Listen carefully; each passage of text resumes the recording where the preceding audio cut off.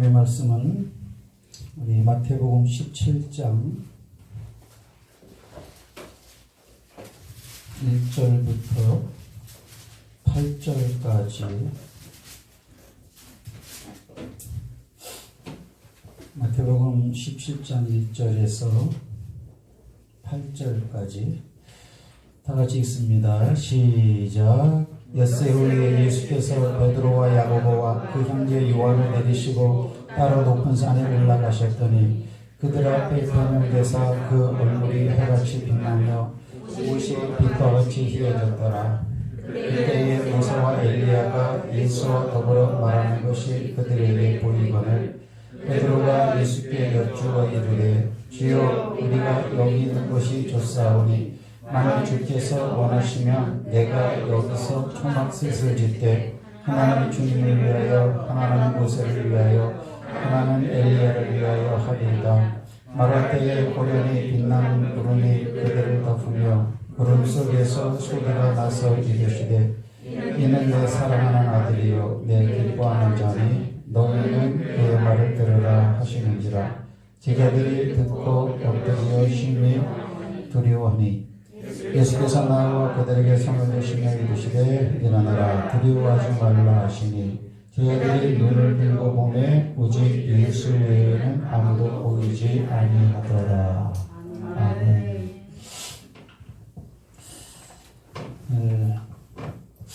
저는 이제 그런 생각을 하게 됩니다.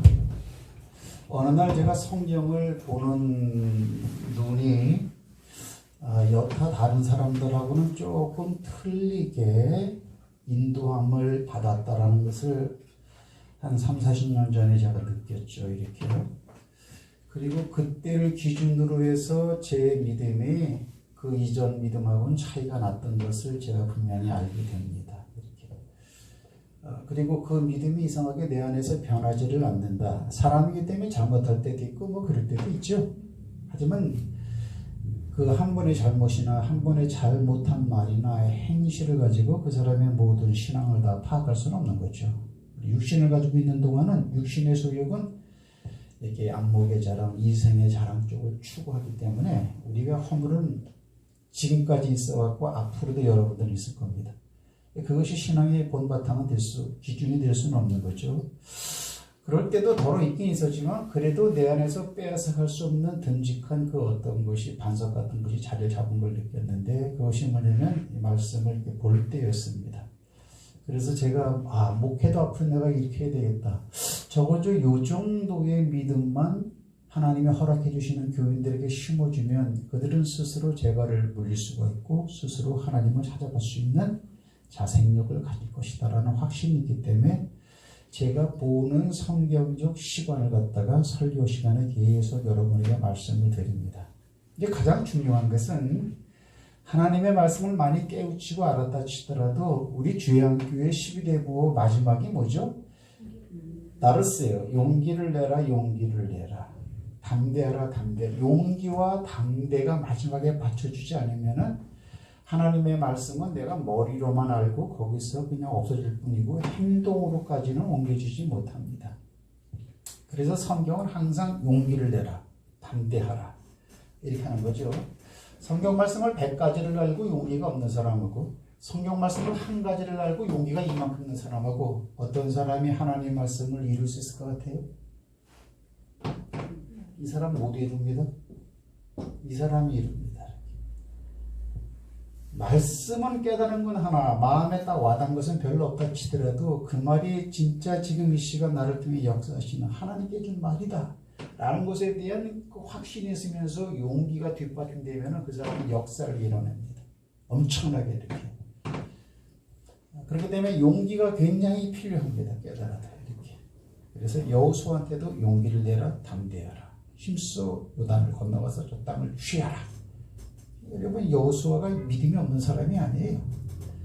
모든 사람들이 광야에서 다 죽었지만 그 많은 사람 가운데 모세와 어때요? 여호수아 두 사람만 광야 세대 사람 중에서는 1세대 중에 들어간 믿음 있는 사람이에요. 그래도 거기서 여호수아가 아이고 이거 저 가나안 땅을 어떻게 점령하나 하고 자기 생각이 지금까지 알고 있는 하나님 말씀보다 더 부피가 커져 버리면 아무것도 못해요. 여러분 안에서 부피를 크게 하는 것이 어느 영역의 것입니까? 그것이 중요합니다.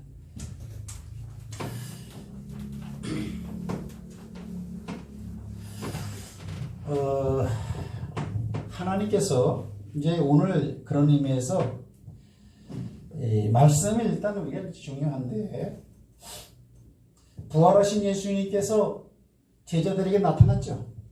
그죠? 막달라 마리아 여인들에게 나타나고 또 이렇게 무덤가를 찾아가는, 진짜 부활했다고 여자들이 그 말을 듣고 뛰어간 베드로 앞에도 이렇게 나타났었고, 그다음에 예수님 죽었으니까 이제 끝이다 하고 엠마오로 도망가는 제자 두 사람한테도 나타났어요. 그죠? 여기 길이야, 길. 두 사람이 가고 있어요. 이렇게 어디에 도망가고 있어. 지금 예수는 죽었다, 이제 끝이다. 그때 예수님이 나타났어요. 이렇게 나타난 예수님은 이건 부활하신 예수님이죠. 부활하신 예수님이에요. 그때 당신들 지금 걸어가면서 하는 얘기가 뭡니까? 하고 주님이 물어봐요. 예수님의 모습이 이들이 볼 때는 이전에 따라다니던 예수님의 모습으로 비춰지질 않았나 봐요. 아니면 다른 모습으로 변형이 더 계시든지. 그러니까 이 사람들이 서로 얘기하다가 두 제자가 예수님한테 물어보는 거예요. 당신은 지금 예루살렘 쪽에서 오면서 예루살렘에서 요 근일에 일어난 일을 알지 못합니까? 나사렛 예수라는 분이 있었습니다. 그분은 진짜 선지자요, 하나님이 보낸 자였습니다. 그러나 대제사장들이 이렇게 로마인들과 결탁해서 그를 죽여버리지 않았습니까? 그것 때문에 지금 이 예루살렘이 난리가 났는데 당신 지금 아직 그걸 모르기 때문에 지금 우리한테 물어보는 거예요. 이렇게. 그때 예수님이 자신을 갖다가 그 부활한 예수다 이놈들아 하고 자기 자신을 제자들에게 알려주는 방법이 뭐였는 줄 알아요? 오늘 이게 굉장히 중요합니다. 이것이. 해보세요. 만약에 장로님이 이제 가면을 딱 썼어요. 이렇게 가면을. 그래 이제 나하고 같이 가. 나는 장로님인지 몰라.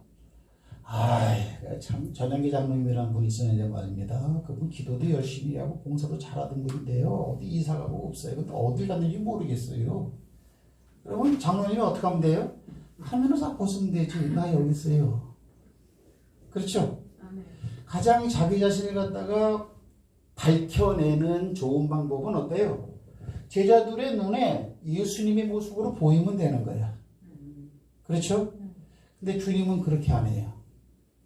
그렇게 안 하고 나는 예수다, 그 부분을 갖다가 어떻게 가르쳐 주냐면은 구약의 모든 말씀, 모든 구약의 말씀을 쫙 가르쳐 줘요. 그러면서 구약에 약속되어 있는 어떤 한 분에 대한 이야기가 있는데, 하나님이 세상을 구원하기 위해서 어떤 한 사람을 예비시켰다. 그런 사람, 이런 얘기가 많이 구약에 있는데 그 실체가 바로 나다. 이런 식으로 자기 자신을 가르쳐줘요. 예수님은 가면을 벗고 나다 이놈들아 똑바로 봐. 이런 방식이 아니고요. 하나님의 말씀을 통해서 예수님 자신을 증명하고 있어요. 그러니까 이 말씀을 통해서 오늘날에도 예수를 알아가는 것은 굉장히 중요합니다. 이게. 그래서 제가 지난주 설교에 그랬죠. 그죠? 말씀을 따라가는 정도가, 말씀을 아는 정도가 예수를 추종하는 정도다. 이렇게. 믿음의 정도다. 제가 이렇게 이제 말씀을 드리는 거죠. 그래서 요거를 꼭 기억하셔야 해요. 오늘 설교 내용이 이거예요. 오늘 설교 제목은 뭐냐면 마태복음 17장 1절에서 8절까지 변화산에서 세 제자들에게 나타나신 그 예수님의 모습인데, 제목이 뭐라고 해놨나요? 같은 상황이라고 그랬네요. 같은 상황 저의 말을 이 무슨 제목이래요? 같은 상황. 그러니까 이거 랭크를 치고 저의 말을 들으라. 예, 같은 상황. 따라합시다. 변화산의 상황과 요 상황은 똑같다.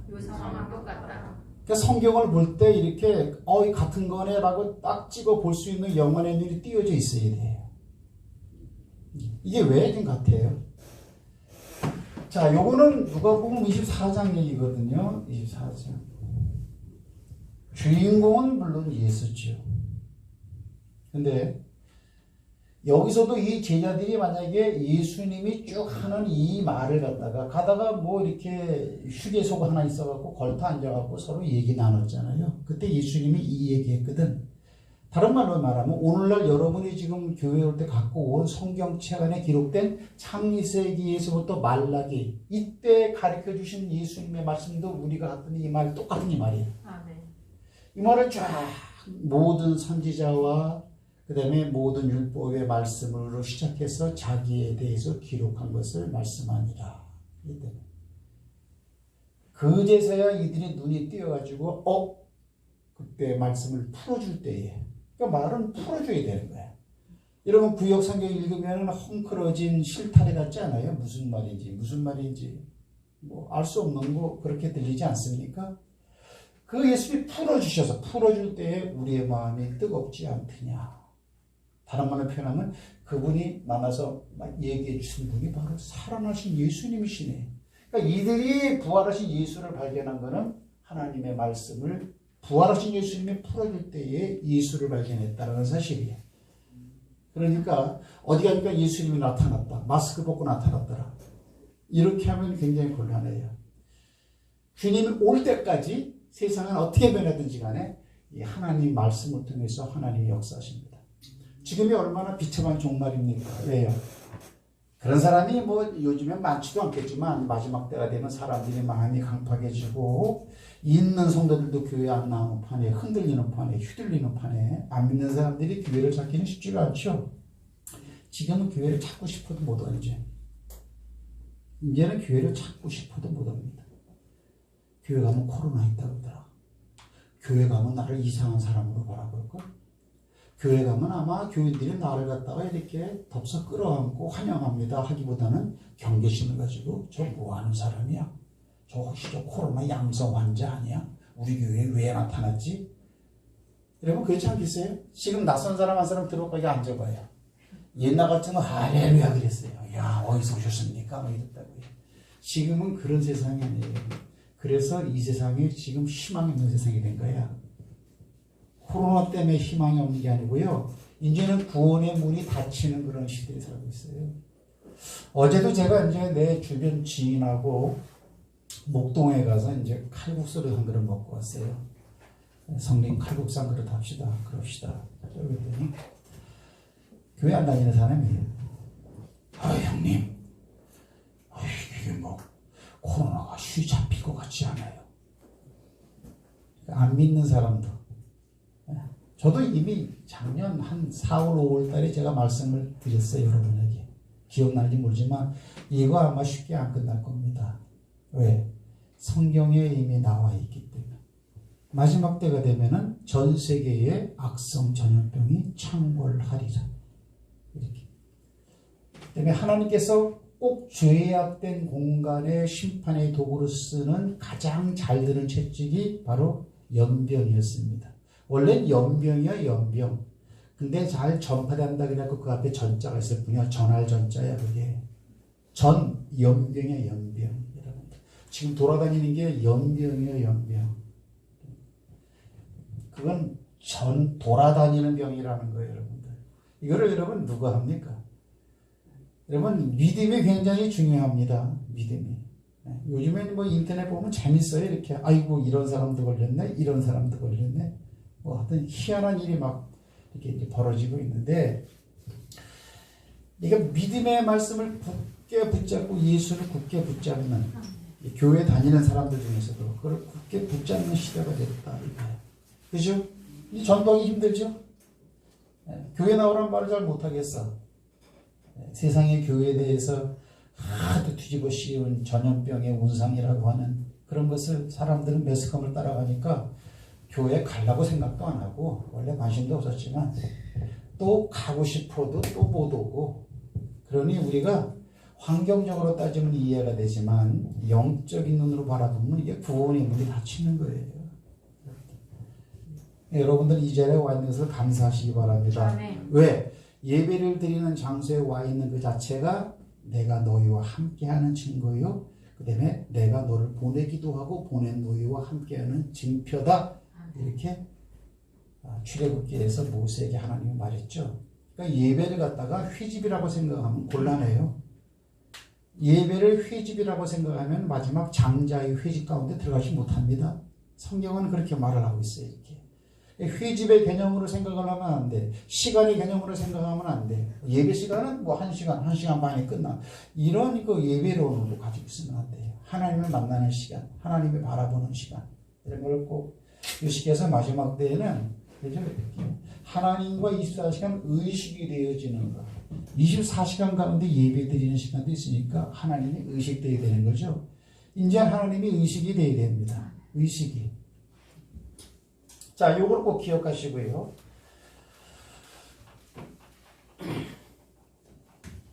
하나님은 왜, 야, 나다. 내가 네 옆에 있는데 왜 나를 찾아? 그러면 가장 편한데, 잠깐 여기 좀 의자에 앉자. 그러면서 우리가 보는 성경을 창세기부터 출애굽기, 레위기, 민수기, 신명기, 여호수아, 사사기, 이사야에서 에레미야에서 에레미야가 에스겔에서 다니엘서부터 쫙 펴면서 이게 무슨 내용이니? 바로 나에 대해서 기록한 거잖아. 그때 확 눈이 띄어버렸어. 부활하신 예수님이네. 예수님은 말씀을 통해서 자기 자신이 알려지기를 원하고 또 예수님을 알길 원하는 사람도 말씀을 통해서 알기를 원하세요. 이렇게. 그래서 우리가 이렇게 뭐 이렇게 말씀 외에 다른 루트로도 하나님의 나타나심은 실감이 나겠죠. 하지만 가장 실감 나는 거는 이 말씀이 믿어진다는 겁니다. 자, 보세요. 이제 같은 상황이라는 것은 뭐예요? 지금 이 변화산에서 좀 기해진 일인데, 변화산과 같은 상황이 또 있었다. 이렇게 연상하면 되는 거죠. 그렇죠? 그러면 여기가 지금 마태복음 17장의 이제 변화산이야. 그럼 여기도 산이 하나 있어요. 이렇게. 이 산은 무슨 산일까요? 이상하게 성경은 시계, 초침, 분침, 이렇게 톱니바퀴가 딱 맞아 떨어지듯이 표현 하나, 그 상황 하나 똑같습니다, 여러분. 시간은 몇 천 년의 차이가 있는데도 이렇게. 자, 봅시다. 여기서는 모세와 엘리야, 이 사람들은 구약 사람이죠. 이 사람들이 예수님과 함께 나타났어요, 이렇게, 그죠? 이렇게 나타났어요, 이렇게. 요거를 이제 바라본 것은 어때요? 베드로, 요한, 야고보. 예수님에게는 제자들이 많이 있었죠. 그러나 예수님은 편애하십니다. 예수님은 꼭 편애하십니다. 믿음이 없냐 있냐를 바라보고 우월을 예수님은 분명히 이렇게 차별을 두셨습니다. 맨 처음에는 120문도가 있죠. 그죠? 120문도. 근데 120문도도 다 떠나가고 나중에 어때요? 또 나중에 보면 70명의 제자라는 게 있어요. 이렇게 70명을 갖다가 따로따로 전도를 보낼 때 이 숫자가 나와요. 12제자가 있죠? 그죠? 12제자 중에도 3제자가 있다고, 이렇게. 이 변화산에 다 데려올 수도 있다고, 이렇게. 그러나 뽑고 뽑아서 이렇게 온다는 거죠. 여기도 수많은 사람들이 사실 예수님이 부활할 때 여러분들 있었죠? 수백 명인지 수천 명인지. 그러나 어때요? 천사가 왜 하늘을 쳐다보니? 가신 분은 그대로 올 거야. 그분이 약속한 대로 예루살렘을 떠나지 말고 그분이 약속한 걸 기다려. 그렇게 안 기다리고 다 가버렸더라고, 이렇게. 그럼 기다려보자고 하면서 모여서 기도한 사람은 120명밖에 안 남았어요, 이렇게. 자꾸 이렇게 가지가 처지는. 따라합시다. 가지가 처진다. 나무가 뭐 가지가 많다고 열매가 다 열려나요? 이렇게. 꼭 믿음이 있는 가지는 꼭 이렇게 몇 줄기만 남아있고 다 가지치기가 당합니다, 이렇게.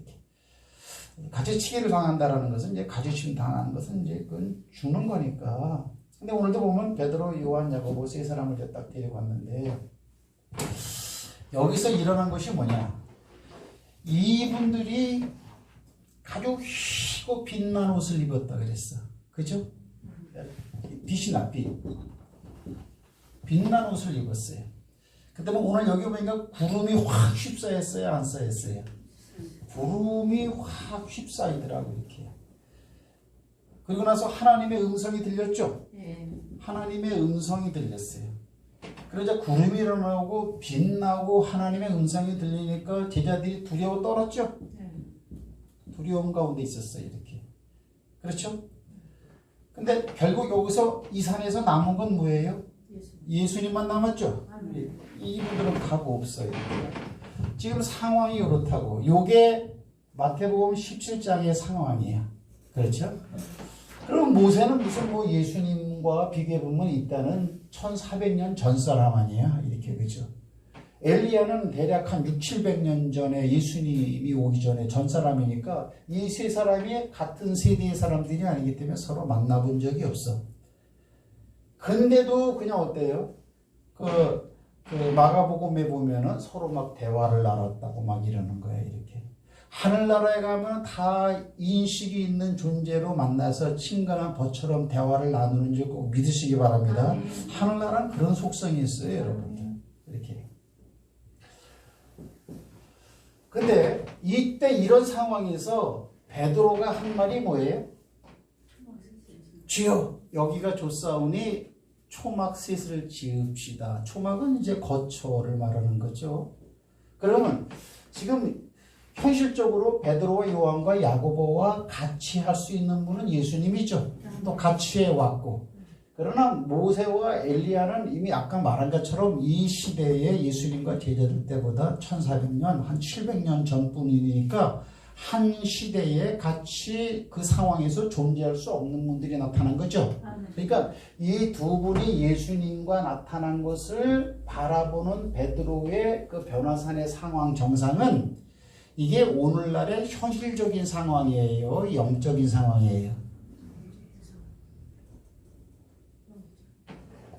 질문을 아리까리하게 하면은 그냥 눈만 땅끈하고 이렇게 쳐다보죠. 자, 이게 육적인 상황이에요? 영적인 상황이에요? 그러면 따라합시다. 다르세요.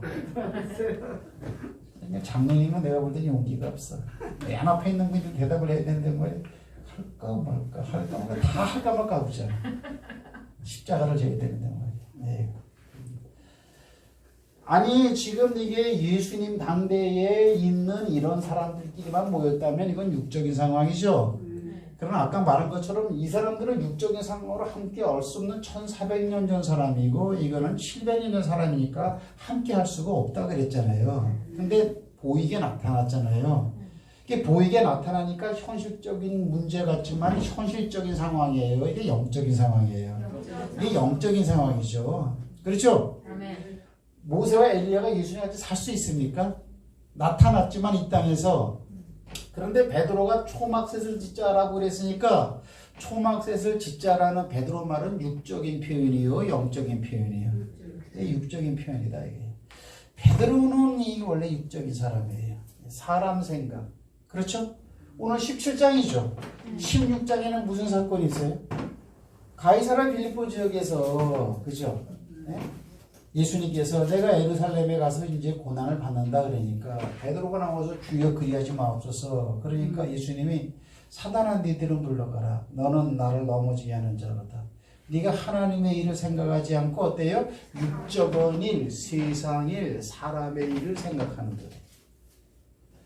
그 생각을 그렇게 쫑구를 먹고도 쫑구를 댕통 맞고 어느 정도의 쫑구야 넌 사단이야 이놈아 이럴 정도의 쫑구를 맞고도 그 생각이 전혀 변하지 않고 어때요? 육적인 생각을 그대로 가지고 있어요. 이렇게. 굳이 뭐 이렇게 말할 필요도 없지만 우리가 육적인 생각의 연속이라면 계속 이렇게 실수를 저질 수밖에 없어요. 정말로. 정말로. 이렇게. 그러니까 내가 본 대로 느낀 대로 판단하고 사는 거예요. 이게 지금 이게 모세와 엘리야가 예수님과 나타났으면은 베드로는 어때요? 이분들은 이 땅에 거하는 분들이 아니잖아. 근데 이 땅에 거하는 초막을 세 개를 지어서 저분들을 여기다 모시자라는 거는 이거는 잘못된 생각인데 자기 생각이 그러니까 육적인 생각대로 따라간다라는 그런 사실입니다. 그러니까는 영적인 환경에서 육적인 생각으로 충만한 자요. 항상 바닥을 치리라. 내가 하는 말은 그거예요. 항상 바닥을 칠 수밖에 없어요. 무슨 바닥? 신앙의 바닥. 교회에서는 어떤 직분을 가졌든지 뭐 무슨 일을 어떻게 했든지 상관없이 영적인 시각이 열리지 않고 늘상 뒷북을 치는 거예요. 곁다리질을 하는 거예요. 이렇게. 예수님이 이때는 하도 기가 막힌 적에 가만히 있더라고. 답답한지 하나님이 나타나더라고. 너는 저희 말을 들어. 잘 보세요. 육적인 생각을 우리가 버릴 수는 없죠. 육을 가지고 있는 동안엔 육적인 생각을 해야죠. 먹을 거 걱정하고 열심히 살아야 되고 다 사람 생각이죠. 그러나 하나님의 일을 해야 되고 하나님의 하늘나라에 대한 생각을 해야 되는 환경과 공간에서는 하나님의 일을 생각해야 되는 거 아니야. 제가 이번에 말한 것처럼 이렇게. 초막셋이 아니다라는 거예요. 초막 세 개의 생각이 여러분에게서 벗어나길 꼭 주의 이름으로 축복합니다. 초막셋이 먼저 떠오르면 안 돼요. 절대로 이렇게. 이분들은 거할 분들이 아니야. 여기에 천상에 계신 분이 왜 초막에 거합니까? 이렇게. 그럼 내 생각이 그렇다 그래갖고 어때요? 내 생각대로 될 수 없는 하나님의 섭리가 내 생각대로 이렇게 허락해 주진 않는다라는 거예요. 베드로가 아무리 똑똑한 생각이라 그래도 절대 내 똑똑한 생각대로 안 됩니다. 여인 초막을 저희 돼요. 여기가 좋사오니 내려가지 맙시다. 암만 난리법석을 쳐도 절대 내 생각대로 안 돼요. 내 생각대로. 그러니까 내 생각이 아무리 좋아도 그것이 하나님의 말씀과 조금 엇박자가 나는 것 같다. 이건 아닌 것 같은데 그건 바로 버리세요. 바로요. 이렇게. 여기서 사단아 물러가라 예수님이 그런다 그랬어요. 베드로가 항거할 수 있어요? 16장에서는 예수님을 살려주기 위한 제자도의 마음을 표출한 말을 해고도 사단이란 말을 들었는데 오늘 제가 이제 하고자 하는 것은 이 이야기가 아니고 그러면 자 요거는 지금 마태복음 17장의 상황을 갖다가 지금 제가 지금 딱 이 상태로 너희는 저의 말을 들으라. 너희는 저의 말을 들으라고 이건 하늘에서 들려온 소리야? 아멘. 구름이 휩싸이면서 금방 읽었으니까 아시잖아. 그럼 저의 말은 누구예요? 예수 말이죠. 그렇죠? 구름이 쫙 있으면서 갑자기 하늘에서 이런 소리가 들리는 거야. 구름이 싹 걷히니까 예수만 있더라고. 그러면 너희는 저의 말을 들으라라고 하는 것은 뭐냐면 예수 외에 다른 분도 있었다라는 거죠. 네. 그렇잖아요. 네. 누구요? 모세와 엘리야도 있었어. 알아요? 그리고 모세와 엘리야는 예수님과 대화를 나누는 것을 이들이 보고 있었거든요. 이렇게. 그러니까 초막셋을 짓지다 하고 막 그랬는데 갑자기 구름이 확 뭉게뭉게 져버리더니 어때요? 쟤들이 막 두려워 떠니까 구름이 싹 가시면서 하늘에서 소리가 나는 거예요. 이건 하나님의 소리예요. 이렇게. 그러면서 다른 말로 표현하면 모세와 엘리야에는 빠져라. 저의 말만 들어라. 이게 되는 거예요. 이게 특장이에요. 그럼 이거는 뭐예요? 이거는 내가 생각할 때 신명기 한 18장쯤 보면 될 것 같아요. 찾아볼까요? 신명기 18장 가봅시다.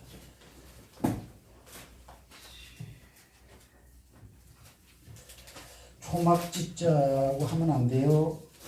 맞는 말을 하면 안 됩니다. 진리의 말을 따라가야지. 맞는 말 사절 우리 교회에서.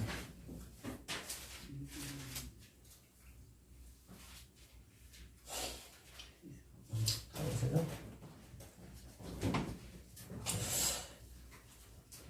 15절부터 한번 있습니다. 15절부터 시작.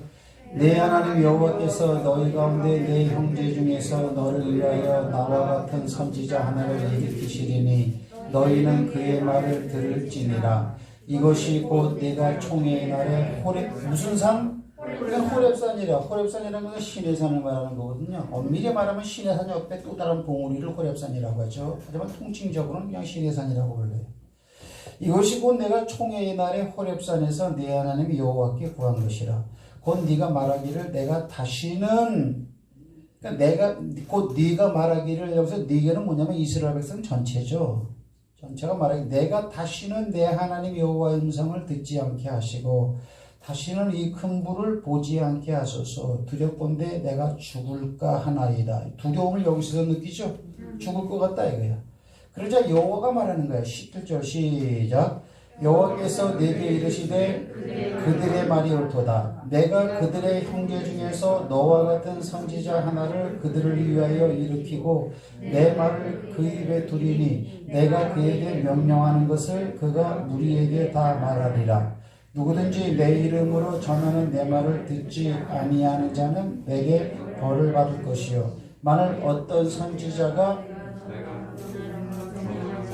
제 맘대로 내 이름을 전하든지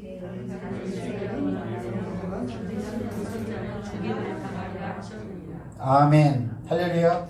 그러니까 자 보세요. 이 호렙산에서는 뭐냐면 여기도 백성들이 두려움 가운데 떨었어요. 여기도 하나님이 지금 하시는 말씀이에요. 근데 5절에 보니까는 저의 말을 들어라 그래. 저의 말을 들어라. 왜? 여기서 저의 말이라고 하는 것은 뭐냐면 모세 너와 같은 선지자 하나를 내가 일으켜 세울 것이니까 그의 말을 들으라라는 전제 조건으로 하는 얘기죠. 그러니까 이 모세와 같은 어떤 사람을 내가 세울 것이다. 이게 구약 상황이에요. 그리고 그 입에는 내가 내 말을 갖다가 그 사람 입에 줄 테니까 너희는 저의 말을 들어라. 그러니까 이게 지금 누군지는 아직 몰라 이게. 그러나 모세처럼 능력이 있고 권세가 있고 막 이제 그런 사람이 이제 나온다라는 거예요 이렇게. 이거는 하나님이 하시는 말씀이에요. 그러니까 여기서는 누군지는 몰라 이렇게. 여기도 산이야. 하나님이 나타났으니까 불꽃 가운데 이렇게 나타났죠. 이렇게. 그리고 우리가 아는 것처럼 우리가 출애굽기에 보면은 산에 올라갔다가 내려오는 모세가 얼굴에다가 수건을 뒤집어 썼어요, 안 썼어요?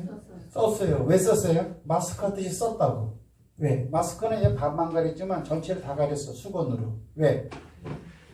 하나님, 영광의 하나님을 만나고 왔기 때문에 영광의 빛이 모세의 얼굴에도 전이가 돼버렸어요, 이렇게. 그러니까 모세의 얼굴에서도 광채가 막 나는 거야. 근데 이렇게 밝은 광명, 좋은 개념의 광명이 아니고 하나님의 영광의 빛을 보면 죽죠? 사람이 죽는 그 빛의 영광이 전혀가 되고 비춰지니까 백성들이 모세 얼굴을 못 보고 죽을 것 같다 그러는 거야. 그래가지고 수건을 썼단 말이에요. 그럼 아주 광채가 나는 영광이 비쳤다라는 거죠. 그러니까 여기도 빛이 있었다 이렇게 되는 거예요. 이렇게. 하나님 말씀이 임했던 그 산에도 이렇게. 그래서 그것 때문에 백성들이 두려워했고 그 다음에 구름 가운데서 하나님 말씀이 들렸어요? 안 들렸어요? 이 구름 가운데서 하나님 말씀이 들렸습니다. 구름. 그래 이 상황이 이거하고 똑같아요. 한 가지 틀린 게 있어. 그게 뭡니까? 여기서도 하나님이 저희 말을 들으라. 그때는 모세와 같은 인물을 미래지향적으로 누구인지 모르지만 저희 말을 들으라 했는데 똑같이 이 말을 한 하나님이 역사 시간을 뛰어넘어서 거기서도 어때요? 구름 가운데서 너희는 이제 예수 말을 들어라 그러더라는 거예요. 재밌죠? 나는 재밌어요. 재미도 있고 신기하기도 하고 와 참 그렇구나 이런 생각도 들어요. 그러면 저의 말을 들어라 그럴 때 여기서 보면 저희 말을 들으라고 할 때 모세와 같은 사람이니까 사람들이 많겠죠. 그 중에는 엘리야도 있어요 없어요? 에레미야도 있고 다윗도 있고 솔로몬도 있고 그 다음에 또 능력 있는 많은 선지자들이 있었죠. 그죠? 그 말을 듣는 거예요 이렇게. 근데 그 중에 대표자가 누구예요? 율법의 대표자는 어때요? 모세고. 왜? 모세가 시내산에서 율법을 가지고 왔으니까 모세하면 이건 율법이야 율법. 이거는 율법의 대표자라고 말을 할 수가 있는 거죠. 엘리야는 뭐예요? 이거는 선지자 중에 대표자라고 말을 할 수 있죠. 그러니까 자 조금 어렵습니까? 어려우면 할 수 없어요 이제는. 아는 사람만 따라올 수 있는데 모세와 같은 어떤 사람을 세울 거다라는 걸 다른 말로 표현하면 이런 사람은 선지자라고 하는 거죠. 그런 거예요 이렇게요. 이렇게. 근데 이 선지자의 대표가 누구라고요? 엘리야라고. 엘리야. 그리고 이 모세와 선지자가 오늘 예수를 변화산에서 만났는데 모세와 엘리야가 구약시대에 하나님을 만난 장소가 어디예요? 따라합시다. 산이다. 산이다. 좀 설명했죠. 모세는 시내 산에서 하나님을 만나. 그다음에 엘리야는 여러분 갈멜산에서 하나님을 만나고요. 19장에 가보면 호렙산에서요. 이세벨을 피해서 산으로 갔을 때 동굴 속에 숨었는데 하나님이 나타나고 네가 왜 여기 있느냐 그랬다고요. 이 사람들도 다 어때요? 한 산에서 하나님을 만나. 근데 이 사람들이 신약 시대에는 산에서 누굴 만나요? 그럼 예수님이 누구예요? 그냥 중간에 빼고 얘기하는 거예요. 중간에 설명을. 하나님이 하나님. 그러니까 여기서는 구약 시대에는 어때요? 모세와 같은 선지를 세운다고 하나님 말했는데 그 선지자의 말을 들어야 돼 너희들은 하고 호렙산에서는 그랬는데 시내산에서는 세월이 대략 한 1400년 500년이 지난 다음에 변화산에서는 어때요? 말씀을 따르는 자에게 작아. 말씀을 따르는 자가. 말씀을 따르는 자가 여기 많은 것 같습니까? 이건 이스라엘 백성 전체였으니까. 여러분, 이스라엘 백성들 전체로 여러분들 그 크다 적다 말을 하면 안 돼요. 하나님이 저기 민수기 14장 이후에는 내가 네 앞에 지금 모여있는 이 사람들은 다 잡아 죽여버릴 것이다. 이렇게. 그리고 여기서 니들이 낳은 이 세대들만 가나안 땅에 들어갈 것이다. 이렇게 말을 했고요. 그 다음에 하나님께서요. 민수기 15장 16장을 보세요. 여러분들. 모세야. 내가 이 백성을 다 죽여버리겠다. 뭐 이세고 뭐고 다 죽여버리겠다고 막 그래. 이렇게. 와. 그러니까 이렇게 나는 하나님의 자녀다라고 하는 그런 자부심도 있었지만은 하나님은 말하는 거 내가 이 돌멩이로도 니들보다 더 잘 따라오는 제자를 만들 수도 있다.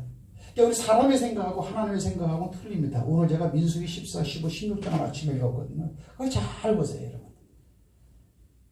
그래갖고 정탐꾼들 있잖아요. 정탐꾼들은 그 즉시 거기서 죽여버렸어. 불신했던 사람들.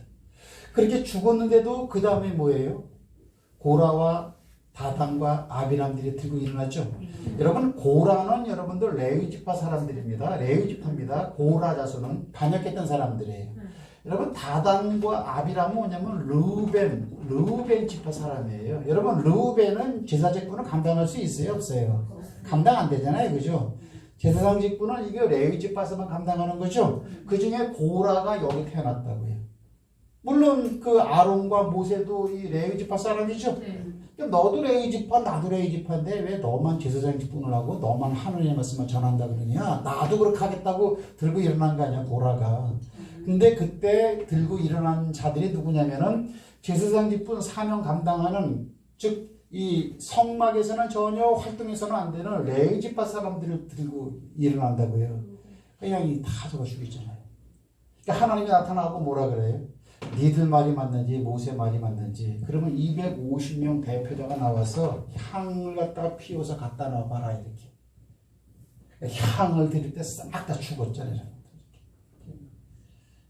그러니까 이게 하나님이 구분한 건 구분이에요. 교회도 구분한 건 구분이에요. 동일하게 하나님의 백성이지만 하나님이 사명적으로 지명적으로 어떤 은사적으로 직분을 분명히 구분해 놓았어요. 하나님의 말씀을 뭐 어떻게 전합니까? 목사가 전해야죠. 목사가. 예를 들면 자, 제 얘기는 뭐냐면은 이걸 잘 이게 비교를 해보면은 결국은 뭐예요? 너희는 저의 말을 들으라 그러면 예수만 남았죠. 그러면 이게 모세와 엘리야는 사라져버렸다라는 거죠.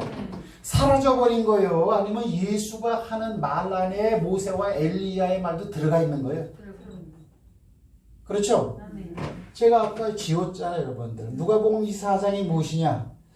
예수님이 죽었대요. 그러니까 예수님이 실체인데 이 예수님께서 어때요? 구약의 말씀. 구약의 말씀이면 율법이고 구약의 말씀이면 선지자의 말이죠. 그죠?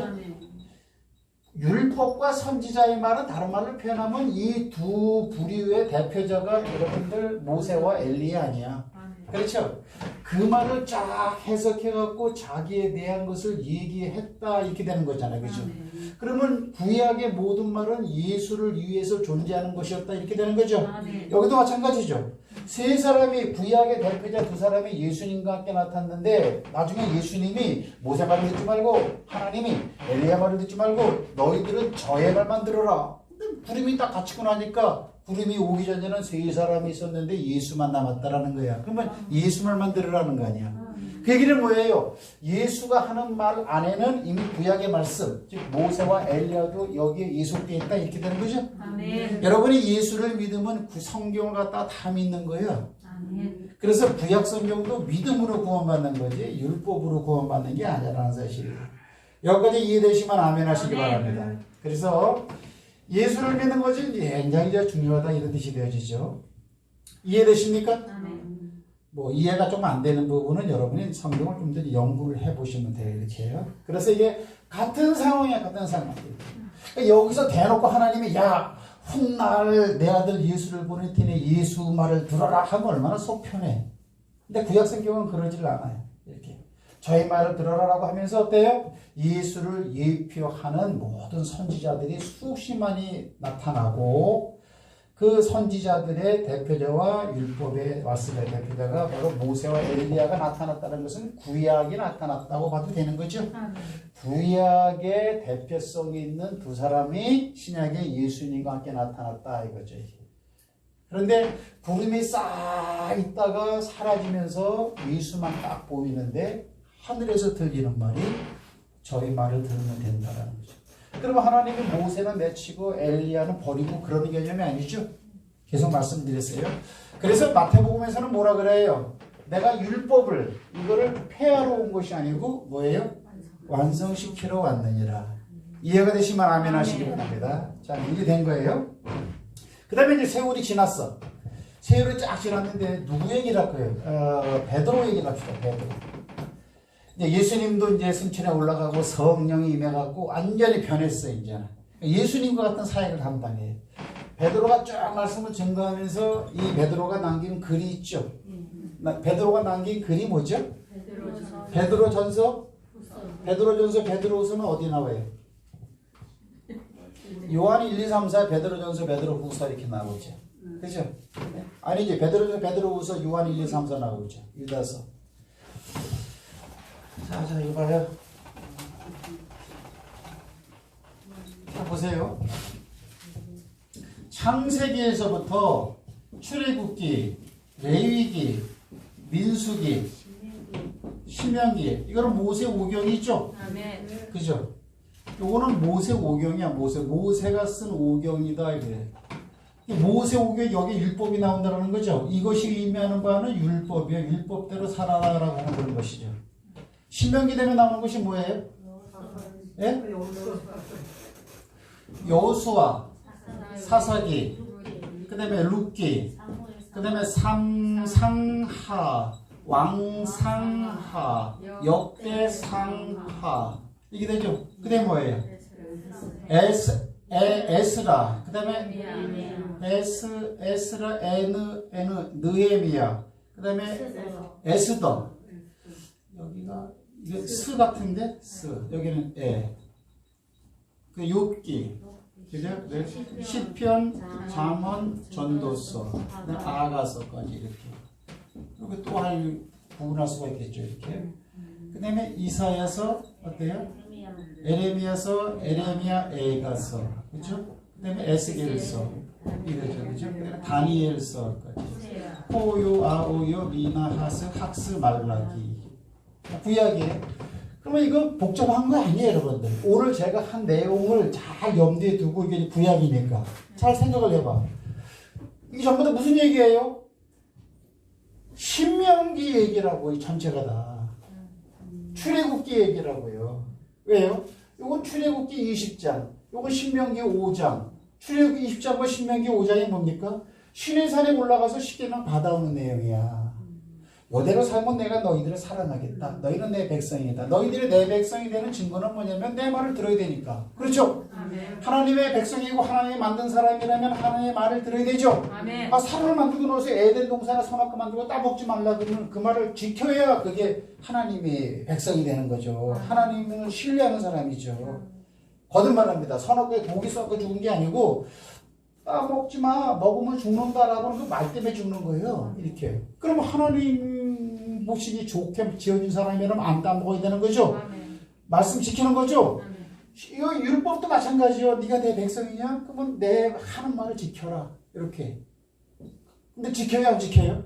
안 지키는 거예요. 그러면 죄가 있는 거죠. 그래서 출애굽기에 뭐예요? 제사법을 주는 거예요. 그죠? 제사, 성전 제사 드리는 거. 제사를 드리면 죄를 사함받는다라는 거 아니야. 율법을 지키지 못했기 때문에 생긴 죄를 갖다가 없애는 방법으로 하나님의 제사법을 둔 거예요. 이렇게. 그러면 나머지 얘기는 뭐냐? 전부 다 이게 이스라엘 백성의 역사인데 이 하나님의 말씀 율법을 기준으로 해서 지금 살고 있니? 안 살고 있니? 대부분 안 살고 있죠? 안 살고 있으니까 선지자 이름이 누가 됐든지 어때요? 에스겔서에서는 뭐 다른 말을 하는 게 아니고 여러분들 다니엘서나 여기 무슨 이사야서에서는 또 이사야서 특징이 있는 어떤 다른 복잡한 말을 하는 게 똑같은 말을 하고 있더라. 뭐야? 율법을 지켜라. 하나님을 사랑해라. 왜? 율법은 뭐예요? 하나님은 나 외에 다른 신을 네게 하지 말지니라. 하나님을 사랑하는 사람은 그렇게 할 거라고. 하나님을 사랑해라. 하나님을 사랑해라. 우상숭배 잘못된다. 우상숭배하면 두드려 맞는다. 이렇게 계속 그 이야기예요. 근데 이 상황이 다 틀리죠. 이거 왜냐면 이건 역사니까. 역사마다 왕들도 틀리고 정치도 틀리잖아요. 그죠? 정치와 환경과 여건이 틀려도 하나님의 말씀은 동일한 한 하나님으로 그 시대의 잣대야. 아멘. 오늘날의 시대도 마찬가지예요. 아멘. 이게 하나님의 역사예요. 이건 세상 역사책에 나오는 거라니까. 성경 역사가 아니고. 그래서 내가 역사성이 있어야 된다 이렇게 말을 하는 거거든요. 그러면서 어때요? 똑같은 얘기예요. 하나님 말씀대로 살아라. 안 지키면 두드려 맞는다. 그래서 바벨론으로 아수르로 포로가 끌려대고 그래도 정신을 못 지키니까 하나님은 뭐예요? 하나님 너를 심판한다. 심판받았지. 그래도 정신 못 차려. 그러면 너희들이 진짜 살 수 있는 새로운 길을 줄게. 왜? 예수가 싹 오는 시대가 뒤에 오는 거야. 그러면 이제 할 수 없다. 너 왜? 제사를 줬는데 그러면 제사를 드렸죠. 죄를 사함받기 위해서. 근데 이 제사를 타락되게 드리는 거야. 예배를 예배답게 드리질 않는 거예요. 신령과 진정으로 예배를 안 드리는 거예요. 이게 똑같은 거예요. 이렇게 타락되게 드리니까 말라기서 마지막에 하는 말은 뭐예요? 제사도 때려쳐라 이놈들아. 제사 잘 드리면 니들이 죄를 사함받는데 형식적으로 드리니까 형식적으로 마지못해서 주일 예배 참석하니까 뭐 같은 얘기가 되겠죠. 굳이 뭐 억지 춘향격으로 끼워 맞춘다면 이렇게.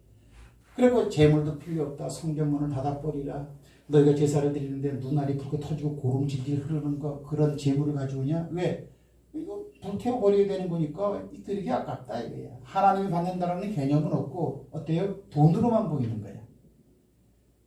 예배가 여러분들 돈으로만 계산되면 됩니까? 헌금으로만 계산되면 되냐고. 민수기서는 제사법에 대한 것도 아닌데 여러분들 민수기 16장에 바라보면은 하도 죄를 많이 지니까 거기서 재물론을 얘기하고 있어요. 재물 가져와라. 재물 가져와라. 제사는 드리는 거예요. 드리는 거. 제사 드리는 거. 근데 드리는 게 아까우니까 왜? 하나님이 나타나갖고 그걸 딱 받으면 어때? 이스겔 집사님이 물 갖다 놨거든? 내가 딱 먹으면은 실감 날 거 아니야. 목사님 드셨다. 근데 이걸 갖다가 어때요? 이걸 해도 태워버리고 말더라고 이렇게. 그러고 나서 남은 고기는 엄한 놈이 먹어. 제사장들이. 예. 그러니까 어때요? 뭔가 뺏기는 것 같아. 내 돈이 걸러가는 것 같고. 그리고 어때요? 안 드릴 순 없어. 하나님이 제사드리라니까. 그러니까 도라리 상한 거, 껍질이 병한 거, 문둥병 걸린 거, 껍질 벗겨지고 질병 나고 어때요? 상품 가치가 떨어지는 것. 그죠? 그런 걸 막 가지고 오는 거예요. 이렇게. 이게 여러분들 말라기서 1장 얘기잖아요. 이렇게요. 이렇게. 그래갖고 어때요? 제사장들아 니들이 제사를 드리면서 백성들의 죄를 사해주는 놀라운 기능을 하는 사람들인데 이놈들이 저주받아 버리라. 내가 제사를 드려요. 여러분이 죄가 사함받아. 왜? 내 손에는 여러분들이 가져온 재물이 있으니까. 근데 내가 저주를 받았어. 여러분들이 죄 사함받아요? 내가 하나님께 나아가는 내가 저주를 받아갖고 지금 여러분을 대표해서 제사를 드리고 있는데 구약시대 얘기야. 그래도요 다 죽을 수밖에 없는 거야 이렇게. 그러니까 어때요? 진짜 참된 대제사장을 내가 보내겠다. 그죠? 히브리서 7장. 영원한 대제사장 우리 주 예수 그리스도. 왜 예수님을 대제사장이라는 칭호를 쓰나요? 하나님의 아들인데. 똑같은 얘기예요 이게. 그러니까 제사에 대한 얘기고 하나님의 말씀을 이루는 것에 대한 얘기죠. 이걸 온전히 다 이루고 제사를 완전히 완성시키신 분이 누구예요? 예수잖아. 예수.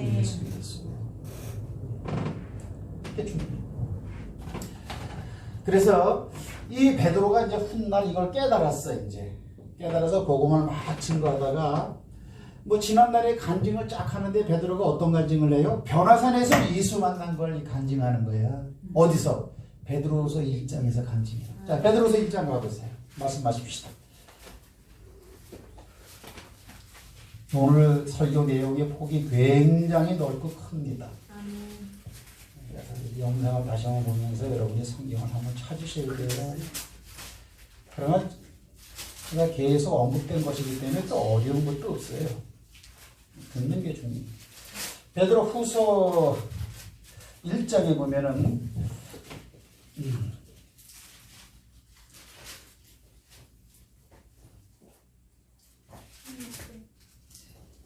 16절 말씀부터 봅니다. 자, 15절 말씀 보세요. 14절 보면 이는 우리 주 예수 그리스도께서 내게 지시하신 것 같이 나도 나의 장막을 벗어날 것이 임박할 줄 압니다. 죽음을 말하는 거죠. 장막을 벗어난다는 것은 이제 나도 떠난다 이거예요. 여러분의 몸은 장막인 줄 믿으시기 바랍니다. 영혼이 거처하는 집이요. 바울도 그렇게 말하고 있어요. 나라고 생각하면 안 돼요. 집이요. 집. 진짜 여러분의 영혼 여러분 안에 따로 있어요. 장막이라고 표현했고, 근데 15절에 내가 힘써, 그러니까 얼마 안 남았으니까 내 삶이 내가 힘써 너희로 하여금 내가 떠난 후에라도 어느 때나 이런 것을 생각나게 하려 함이라. 그러니까 내가 죽고 난 다음에도 내가 지금부터 하는 말은 꼭 기억했으면 좋겠어. 이런 말을 하는 거야. 이렇게. 그러면 우리도 해당되는 말이요, 아니요? 해당돼요. 우리도 해당되는 말이죠. 네. 그렇단 말이지. 우리 주 예수 그리스도의 능력과 강림하심을 너에게 알게 한 것이 교모히 만든 이야기를 따른 것이 아니요 우리는 그의 크신 위엄을 친히 본 자라. 여기 지금 변화산에서 본 예수의 모습을 이렇게 표현하고 있어요. 큰 위엄이었어 예수님. 지극히 큰 영광 중에 이러한 소리가 그에게 나기를 이는 내 사랑하는 아들이요 내 기뻐하는 자라 하실 때에 그가 하나님 아버지께 존귀와 영광을 받으셨는데 이 소리는 우리가 그와 함께 거룩한 산에, 이 변화산이야. 변했으니까. 거룩한 산에 있을 때에 하늘로부터 난 것을 들은 것이라. 할렐루야. 그리고 여기 보니까 지금 베드로가 이 사람 여기 보세요. 이 사람이 지금 하는 얘기야. 죽음을 얼마 앞두고 지금 하는 유언성 비슷한 그런 설교를 하고 있는데 뭐냐? 예수가 위험 가운데 나타난 것을 내가 봤다. 사실은 예수님을 여러분들 베드로 어부로 있을 때부터 불렀죠. 근데 자기가 갈릴리 바닷가에서 육신적으로 고기 잡을 때 자기를 불렀던 예수를 말하는 게 아니고 육신의 그 예수의 모습이 아니고 영광과 위험 가운데 그분이 나타났던 적이 있었다. 이 땅에 있으면서도 그 모습은 아마 하늘나라에서의 그 모습이실 것이다 라는 걸 지금 삭제하고 하는 얘기야. 그게 거룩한 산이다. 변화산은 우리가 하는 얘기고, 그죠? 이 산은 빛난 영광 하나님이 거하고 빛이 변하고 영광이 비치니까 거룩한 산이죠. 그러니까 베드로 입장에서는 거룩한 산이라는 말을 쓰는 거지. 거룩한 산에서 나타날 때 친히 봤는데 하늘에서 이는 내 사랑하는 자여 내가 기뻐하는 자라 라고 하실 때에 저가 영광을 받았다라고 그랬으니까 여기 마태복음 17장에서도 마가복음 9장에서도 이는 내 사랑하는 자여 내 기뻐하는 자라 너희는 저의 말을 들으라 그렇게 나와 있다고.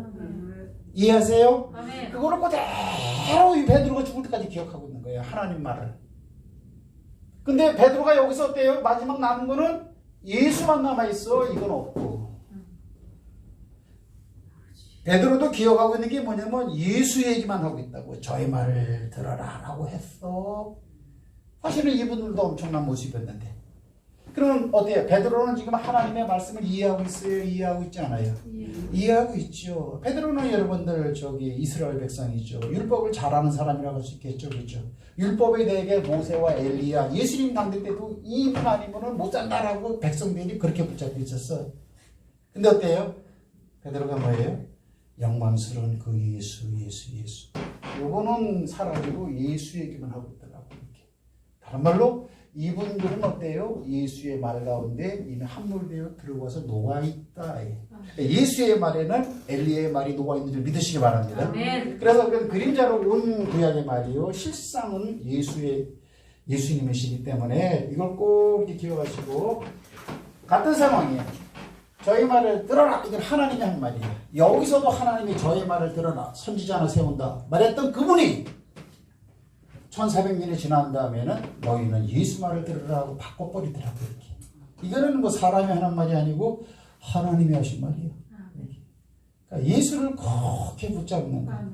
그리고 그 예수님은 어때요? 자기 자신을 갖다가 소개하는데 또 구약의 이 말을 통해서 쫙 얘기하더라고요. 이렇게. 그래서 말씀을 대하는 것, 이것은 거룩한 빛을 붙잡는 것이요. 그러니까 이 말씀은 사람들이 살아가는 빛이 이 말씀 안에 있다 그랬죠. 이 말씀은 생명이라 그랬죠. 그렇죠? 이 말씀이 하나님과 계셨고 말씀이 이 땅에 오신 예수. 그러니까 말씀 안에 지금 말한 이 모든 내용이 이 안에 다 있어요 지금. 그래서 우리가 이 말씀을 대할 때 인식 자체부터 조금 더 바꿔야 된다 이렇게. 그리고 마지막 때에는 이런 개념의 성경 봄의 눈이 열리지 않으면은 이게 다 흘러갑니다 이렇게. 사실 뭐 성경이 이게 뭐 중요합니까? 솔직히 말하면 일반 사람들이 귀찮고 힘들고 강단에서 목사님이 설교대 쓰는 말 뭐 이 정도지 뭐 잘 안 보거든요. 말을 꼭 붙잡아서 말씀대로 살아나가시길, 예수를 더욱더 굳게 붙잡으시길 축복합니다.